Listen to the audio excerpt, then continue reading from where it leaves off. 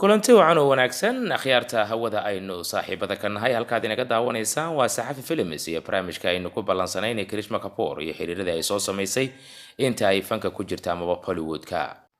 Karishma Kapoor waxay ka dhalatay reer Kapoor oo kamid ah dadka ugu magac dheer marka ay noqoto dadka ka howlgala shirkadda aflaanta soo saartay ee Hollywoodka waana Kapoor Khanta Khan. marka la eego dhanka dumarka reer Kapoor waa gabadha ugu magac dheer sagaashamaadkii ilaa 2000 intii laga soo gaarayay waxay samaysay filmadii ugu wanaagsanaa ee abid ay samayso gabar reer Kapoor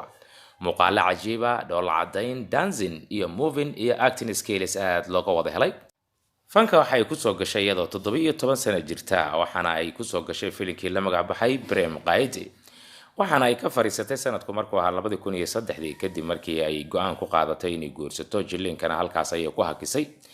inkastoo ay ahayd reer Kapoor haddana waxa ay ku soo gashay nolol ciriiri ah oo dhibaatooyin badan ay la soo kulantay iyadoo arintaasi ka hadlaysana waxay sheegtay Karishma Kapoor in zamanada kamid ah ay duruuf adag soo martay waxayna sheegtay maalin maalmaha kamid ah hooyaday waxaan arkay beetri dhanka jewelry ama dahabka meesha lagu iibiyo socota iyadoo dahabkeedii iibinaysa waxayna hooyo doonaysay beetri dahabkaasi iibinaysay lacagta ay ka hesho inay nolol maalmeedkeena ay ku maareyso walow ay ka dhalatay reer Kapoor haddana rafaad iyo silacay ku soo barbaartay markaynu intaasi kaga gudubno ugu dambeyn waxay noqotay xidigad caan ah sanadku markuu 1996 oo waqtiga ay daadisay filimka Raja Hindustani haddaba dhanka xiriirada ayaynu u soo wacanaynaa Jigar iyo filimka la magac baxay Suhaag waxay la daadinaysaa aktarka caanka ah Ajay Devgan iyo iyada ayaa waxaa la sheegay inuu xiriir hoosaad ka dhaxeeyay Karishma Kapoor iyo Ajay xiriirkooda ayaa u baasbaxay yaase ka dambeeyay inuu burburo Raveena Tandon gabadha lagu magacaabay waxay ahaayeen Arjo Ravelis ama wadada ay tartamaan waxaana ay soo ogaatay in xiriir hoosaad Ajay Devgan uu la leeyahay Raveena Tandon ugu dambeynna ay kala tageen Ajay iyada xiriirkooda aad buu u wanaagsanaa balse dadka waxay saadilinayeen inay isguursan doonaan balse ma aysan dhicin intaasi kadib waxaa haddana lagu xantay Karishma Kapoor inay David Dhawan oo ahaa director weyn waana Varun Dhawan aabihiisa inay xiriir la leedahay xiriirkaasi ma uusan sii raagin sabab jira waxaana la sheegay in filimada ugu badan David Dhawan uu dhiibay Karishma Kapoor xiriir uu la leeyahay balse arintaasi war wuxuu ahaa ku tiri ku teena aan la xaqiijin waxaana laga yaabay in David Dhawan uu ka helay qaab jilinkii wanaagsanaa ay markaasi soo bandhigaysay Karishma Kapoor ugu dambeynna waxaa soo baxday oo shaashada soo fuushay labada family kala Kapoor family iyo Bachchan family awdka ay kala dhaleen waa ninka lagu magacaabo Abhishek iyo Karishma inay xiriir yeelan doonaan hayeeshee xiriirkaasi ma uusan miro dhalin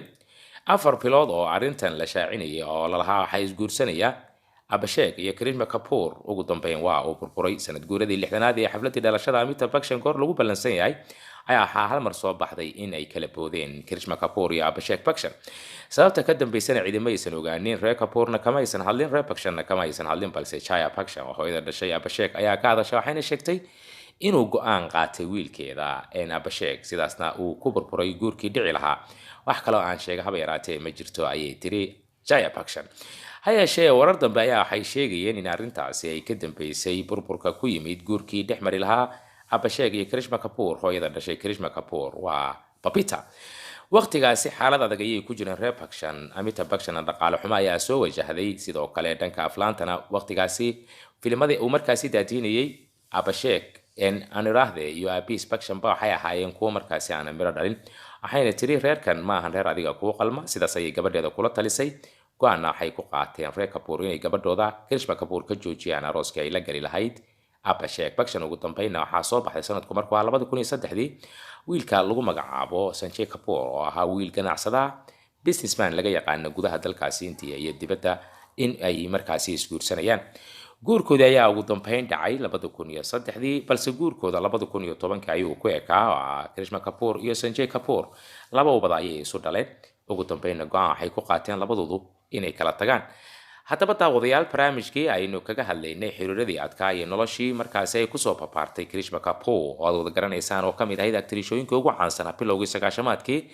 ilaa 2000 laga soo gaarayay halka aad barnaamijka ka daawanaysaan waa saxafi films oo alaabidin daadiisa barnaamijyada ugu xiisaha badan ee arrimaha Hollywoodka ee daawad haddaadan hore uga mid ahayn asxaabta ku xiran channelka isku day inaad subscribe ku qabato gambaleelka aad furato si barnaamijyada markay hawada soo galaanba ay si toos ah kuugu soo dhacaan inagoo isku duuban oo aabada saxafina intaynu barnaamijkan midka xiga aynu hawada ku kulmayno daawadayaal waxaynu dhammaantayo idinkaga tegaynaa wassalaamu calaykum waraxmatullaahi tacaala wabarakaatuh